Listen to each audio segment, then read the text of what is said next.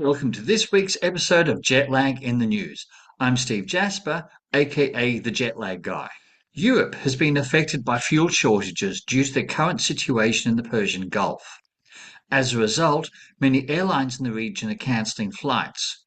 Major airlines that are cancelling flights include SAS, United Airlines, KLM, Cathay Pacific, HK Express, Asiana Express, Lufthansa, Air New Zealand, Norse Atlantic Airways, and Vietnam Airlines. Fatih Birol, Executive Director of the International Energy Agency, has stated Europe may only have around 6 weeks of jet fuel supply remaining, and has described the situation as, quote, the largest energy crisis we have ever faced. Closer to home, Fiji Airlines has announced it is pausing some flights to Australia and the United States, including flights to Brisbane and Dallas-Fort Worth.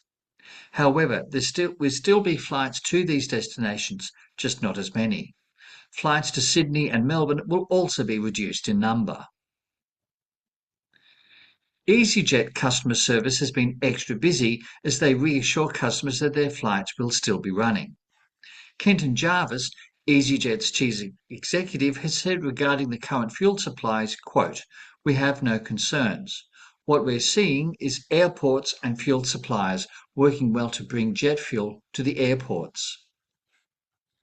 And staying with budget airlines in Europe, Ryanair flights are now closing check-in desks 20 minutes earlier than previously, meaning that passengers need to check in luggage a full 60 minutes before their flight rather than the current 40 minutes. This is due to delays caused by the new EES system in Europe, which has caused many people at Tours Airport in France to miss their flight to Marrakesh. Chicago O'Hare Airport is one of the busiest airports in the world, and it's a bit stretched. The US Department of Transportation is imposing a cap on the number of flights, which according to Transportation Secretary Sean Duffy, quote, will reduce delays and make this busy summer travel season a little easier. The main airlines affected, United Airlines and American Airlines, support the cap. Given that almost half of all flights, both arrivals and departures, experienced delays last northern summer, this appears to be a sensible precaution. I do a lot of work with business travellers to manage their jet lag. But going back a step, how can you manage their fear of flying if they suffer from that? Aviation expert Salim Hijazeen has got you covered, with a program to support nervous flyers. He tells that at any given time, there is something like 13,000 to 15,000 aircraft in the air globally, and says that, quote, flying is statistically one of the safest forms of transport. Here at the Jet Laggo, we love your work, Salim. And now to some research. More research on jet lag and athletes. This is a systematic narrative review of the relevant literature, and the researchers concluded, quote, long-haul travel and jet lag appear to produce multidimensional effects on athletes by potentially perturbing circadian, autonomic, endocrine, and performance systems.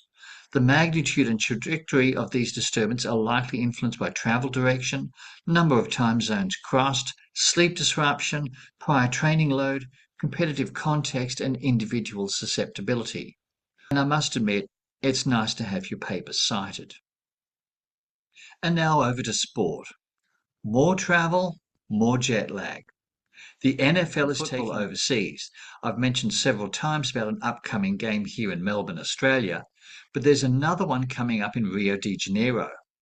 The Baltimore Ravens and the Dallas Cowboys will be facing off at Maracana Stadium on the 27th of September.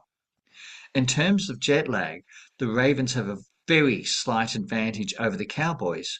Rio is 1 hour ahead of Baltimore in September, while 2 hours ahead of Dallas. I'm looking forward to the game. For those of you who travel, or know someone who does, I've developed an app called End Jet Lag. Unlike other jet lag apps, this one factors in your own individual circadian rhythm, because evening owls and morning larks fly differently.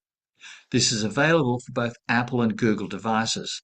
The QR code will give you the link or use the link on your screen.